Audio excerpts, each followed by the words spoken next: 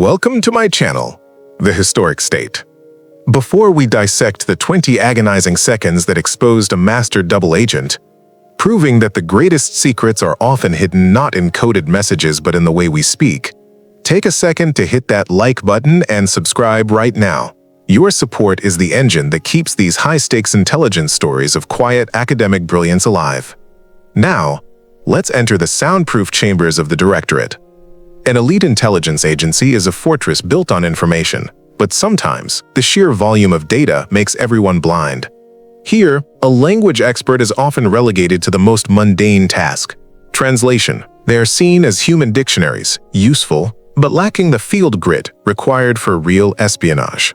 Today, we bring you the chilling, almost impossibly precise story of Case Officer Damien Cross, a hardened interrogator who believed only in technology and aggressive pressure, and Dr. Amara Khan, a world-class linguist hired, in Cross's dismissive words, for her perfect syntax and complete lack of tactical edge. Cross publicly scoffed at her, reducing her role to that of a glorified transcriptionist. He was profoundly and dangerously wrong. NNTHE agency had captured a suspected master double agent codenamed Cerberus, who had successfully infiltrated their deepest ranks. Cerberus had been meticulously trained to mimic the language, accent, and mannerisms of a loyal, high-ranking operative for 7 long years. Cross had used every psychological, technological, and tactical trick in the book. Cerberus did not break. He was flawless. NNBUT then, Dr. Khan listened. She didn't just hear the words. She heard the sub-audible nuances, the faint pitch shifts, and the subtle, forgotten dialect hidden deep within Cerberus's voice. Her immediate response was not interrogation, but a demonstration of linguistic counter-espionage so fine, so precise, that she exposed the agent's true geographical origin and, consequently, his entire long-game conspiracy. She proved that the tongue is the most lethal double agent of all. Our primary stage is Interrogation Unit 9, the agency's highest security black site. Case Officer Damien Cross was a legend of aggressive interrogation. He trusted only the lie detector, the stress test, and his own ability to psychologically dismantle a target. And then there was Dr. Amara Khan. Amara was a phenomenon. She held advanced degrees in historical linguistics and psychophonetics. She could trace the evolution of a dialect across continents and centuries. But for Cross, she was just another academic in a room full of warriors. Nendr Khan, just get me the transcript of the last 10 minutes. And please, just stick to the literal translation. We don't need your academic musings on his tone. We need data points, not poetry. This is a hunt for a traitor, not a language symposium. Leave the analysis to the real operatives. Namara never argued. She understood that her role was to be unseen and unheard. While Cross focused on the content of the interrogation, the facts, the dates, the locations, Amara processed the carrier wave itself, the rhythm, the pitch, the involuntary muscle movements of the target's mouth and throat. She had internalized every linguistic variable, not as a suggestion, but as the genetic code of speech. Cross saw an accent. Amara saw a chronology of displacement. NNTHE double agent, Cerberus, was a masterpiece of deception. He had been trained by a hostile intelligence service to assume the identity of a long-term operative from the Western sector, a region known for a distinctly flat, controlled accent. For days, Cross had thrown everything at him. Every answer was perfect. Every psychological pressure point failed. I have been dedicated to this agency for 7 years. My loyalties are absolute. If you require further proof, I refer you to my service record, dated 1998. My commitment is without question. And Cross was failing. He was operating on the assumption that a liar eventually breaks composure, but Cerberus's composure was part of his training. The agent had flawlessly replicated the surface language, the common phrases, and the standardized Western sector accent. He was statistically indistinguishable from a true operative. The lie detector showed ambiguity. The physiological sensors were inconclusive. The entire investigation was about to collapse due to a lack of evidence.